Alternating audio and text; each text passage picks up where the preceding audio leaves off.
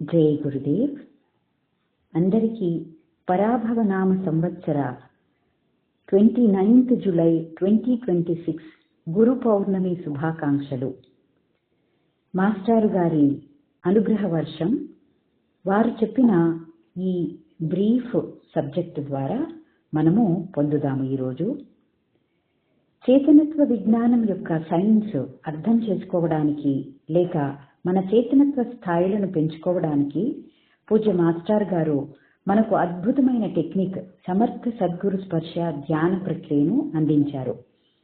చేతనత్వ స్థాయిని పెంచుకోవడాన్ని లేక పునరుద్ధరణ చేసుకునే విధానాన్ని యోగ విద్య అంటారు. ఈ గురు పౌర్ణమి యొక్క శుభ గడియలలో ఒక ముఖ్య విషయాన్ని మనం గుర్తు చేసుకుని మాస్టారు గారికి అనేక కృతజ్ఞతలు తెలుపుకుంటూ ముందుకు ప్రయాణిద్దాము. మనం ప్రతిరోజు చేసుకునే ఓంకారం ద్వారా ఓంకారంలోని 3 అక్షరాల ఉచ్చారణ అకార, ఉకార, మకారాలు మనం ఉచ్చరిస్తూ 3 రకాల చేతనత్వ స్థాయిల గురించి మనం చెప్పుకుంటాము. ఆ 3 రకాలు ఏమిటంటే జాగ్రత్త, స్వప్న, సుషుప్తి. మెలకువగా ఉన్న స్థితి, కలలు కనే స్థితి, నిద్రాస్థితి. యోగ విద్య ద్వారా ఈ చేతనత్వ శ్రేణులలో మనం ఊర్ధ్వగతిని పొందడమే మన లక్ష్యం అని చెప్పుకుంటాం కదా. అంటే యోగ విద్య అని దేన్నైతే అంటారో యోగ విద్య ద్వారా మనము చేతనత్వ శ్రేణులలో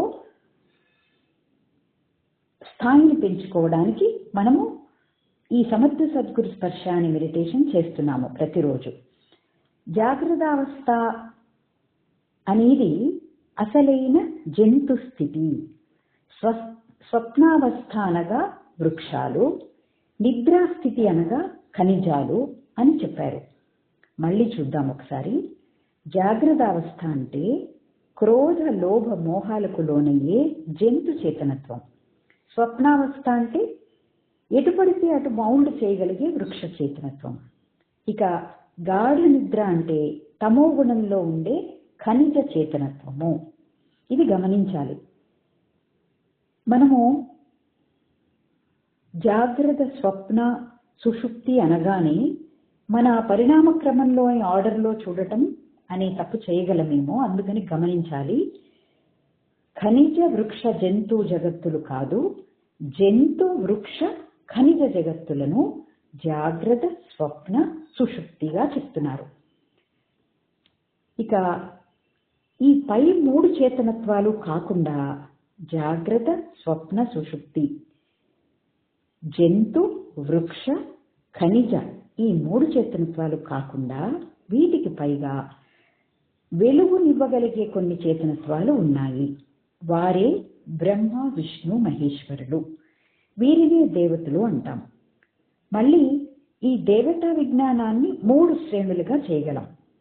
జాగ్రత్తావస్థలో ఉన్న చేతనత్వాన్ని బ్రహ్మ అని, స్వాప్నిక జగత్తులో ఉన్న చేతనత్వాన్ని విష్ణు అని, గాఢ నిద్రలో ఉన్న చేతనత్వాన్ని శివుడని అంటాం. ఈ 3 రకాల చేతనత్వ విజ్ఞానాన్ని కలిపి చెప్పగలిగే వారినే గురు బ్రహ్మ, గురు విష్ణువు, గురు దేవో మహేశ్వర అనే చేతనత్వంగా మనం చెప్పుకుంటాము. ఈ చేతనత్వం యొక్క పరాకాష్ఠ గురు పౌర్ణమి నాడు జరుగుతుంది. అది ఏ గురు పౌర్ణిమ యొక్క ఉద్దేశం అని మాస్టర్ గారు చెప్తారు. చేతనత్వ స్థాయిలుగా చూసుకుంటే గురు పౌర్ణమికి ఇంత బ్యాక్గ్రౌండ్ ఉంది. ప్రతి చోట కావలసినంత విజ్ఞానం ఉంటుంది. అంత అద్భుతమైన చేతనత్వ విజ్ఞానం డెవలప్ చేసినటువంటి ఋషులకి మనం వారసులము అన్నారు మాస్టర్ గారు. అటువంటి గురు చేతనత్వాన్ని డైరెక్ట్ గా పట్టుకోవడానికి ఎంతో అద్భుతమైన సమర్థ సద్గురు స్పర్శ ధ్యాన పద్ధతి అందించడమే కాక ఇంకా క్వాలిటీ పెంచుకోవడానికి, మన సాధన స్పీడప్ చేయడానికి ఎన్నో గొప్ప గొప్ప టూల్స్ మనకి అందించారు మాస్టర్ గారు. వాటిలో భాగంగా ప్రకృతి అనుగుణ జీవనం, వేద విజ్ఞానం యొక్క పునర్జాగరణ, వైదిక జీవనం మన సాధనలో భాగం కావాలి అని చెప్పారు. ఇంకా 2 విషయాలు మనం నిరంతరం జ్ఞాపకం ఉంచుకోవాల్సినవి ఏంటంటే త్రికాల సంధ్యావందనము ఒకటి, రెండవది దేహమే దేవాలయము అనేది గుర్తుపెట్టుకోవాలి. ఎందుకు దేహమే దేవాలయం అని గుర్తుండాలి అంటే, మనలో ప్రస్తుతం దైవత్వం ప్రకటీకరించబడకపోయినా ఖచ్చితంగా ఈ శరీరంతోనే ప్రతి ఒక్క శరీరధారి కూడా తనలో ఉన్న దైవత్వాన్ని తెలుసుకుంటాడు అని చెప్పారు. మన శరీరం ఒక ప్రయోగశాల కాబట్టి ఈ శరీరం ఆరోగ్యంగా ఉంటేనే దానికి కావలసిన సామర్థ్యం, దానికి కావలసిన శక్తి ఉండడం కోసమే వేద విజ్ఞానం అంతా కూడాను. అందువలననే అశ్విని దేవతలకు చాలా ప్రముఖ స్థానం ఉంది, వారే సంధ్యా దేవతలు కూడా అని మాస్టర్ గారు చెప్పారు. చేతనత్వ విజ్ఞానంలో ఉన్న 3 సూత్రాలు ముందు పట్టుకోండి. ఈ 3 సూత్రాలు ఎవరైతే పట్టుకోగలరో వారు చేతనత్వ విజ్ఞానంలోకి ఖచ్చితంగా ప్రవేశించగలరు. భారతీయ దేవ సంస్కృతి యొక్క మూలం, ఫౌండేషన్ ఇదే అంటే సంధ్యావందనం అని చెప్పారు మాస్టర్ గారు. ఇక దానిలో ఏమేం చేయాలి మనం అనేది కొంచెం వివరణ చూస్తే, కొంచెం సూర్యుడిని, కొంచెం నీటిని మీరు ఉపయోగించుకోండి. సూర్యుడి మంత్రాలు, సూర్య చేతనత్వం కలిగిన గాయత్రి మరియు ఆ బీజాలను ప్రోధి చేయగలిగే వరుణుడు నీటిని కలిపి, ఈ రెండింటినీ కలిపి ఏర్పరిచిన సంధ్యావందనాన్ని కనుక మీరు పట్టుకోగలిగితే గురు చేతనత్వాన్ని మీరు డైరెక్ట్ గా పట్టేసుకుంటారు. ఏదైనా ఒక బీజ రూపంలో ఉన్నప్పుడు అది ఏ చెట్టో మనకు తెలియదు, కానీ నీళ్లు పోసి సూర్యకిరణాలు పడితే అది అంకురిస్తుంది. అంకురించాక అది ఏ చెట్టో తెలియడమే కాక కొన్ని సంవత్సరాలలో అనేక మందికి నీడనిస్తుంది. అదేవిధంగా చేతనత్వం యొక్క బీజాలన్నీ కూడా సూర్యుడు, వరుణుడు యొక్క సామూహిక చేతనత్వంతో ఏర్పడిన సంధ్యావందనంలో ఉన్నాయి అన్నారు మాస్టర్ గారు. ఇక 3 రకాల చేతనత్వం గురించి చెప్తున్నారు కదా. ఈ 3 రకాల చేతనత్వాలు జాగ్రత్త, స్వప్న, సుషుప్తి అనే చేతనత్వ స్థాయిలు, 3 స్టేట్స్ ఆఫ్ కాన్షియస్నెస్. వీటికి సంబంధించిన సంధ్యలు ఏంటి అంటే జంతు, వృక్ష, ఖనిజ జగత్తులు. ఈ సంధ్యలను తలుపులు అని భావించుకుంటే ఈ తలుపుల ద్వారా ఆయా చేతనత్వ స్థాయిల్లోకి మీరు వెళ్ళగలరు అంటున్నారు. మీరు ఆ సంధ్యలో ప్రవేశిస్తే తప్ప ఆ చేతనత్వంలోనికి వెళ్ళలేరు అని అర్థం చేసుకోవాలి అంటున్నారు. సంధ్యావందనం అనే ప్రక్రియ ద్వారా మీరు నీళ్లు పోసి చేసేది కేవలం కర్మకాండ మాత్రమే. చదివే మంత్రాలు దానికి కావలసిన చేతనత్వ విజ్ఞానానికి ఆధారము. ఈ సంధ్యను పట్టుకోవడం అంటే మీరు జాగ్రత్తావస్థ నుంచి స్వప్నావస్థ, స్వప్నావస్థ నుండి పైన ఉన్న సుషుప్తి అవస్థను పట్టుకోవడము, ఆ రెండిటి మధ్య ఉన్న సంధ్యను పట్టుకోవడము.